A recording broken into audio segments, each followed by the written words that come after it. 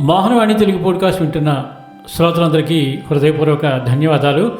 ముందుగా అందరికీ శుభ గురువారం. గురుచరణ మహిమ ఎలాంటిదో ఈ షార్ట్ వీడియోలో తెలుసుకుందాం. మనసుకు ప్రశ్నించడమే తెలుస్తుంది కానీ పరమార్థం గుహ్యార్థం అస్సలు తెలియదు.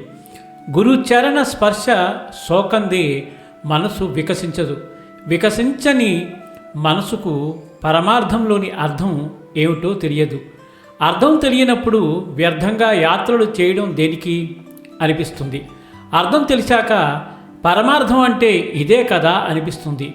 అనిపించిందే తడవుగా అక్కడే ఉండాలనిపిస్తుంది, ఉండిపోవాలనిపిస్తుంది. గురుచరణ మహిమ అలాంటిది. మరి ఈ ఆడియోని చాలా రోజుల తర్వాత ఆ సాయినాథుని యొక్క, ఆ దత్తాత్రేయుని యొక్క, ఆ శ్రీకృష్ణ పరమాత్ముని యొక్క ఆశీస్సులతో రికార్డ్ చేశాను.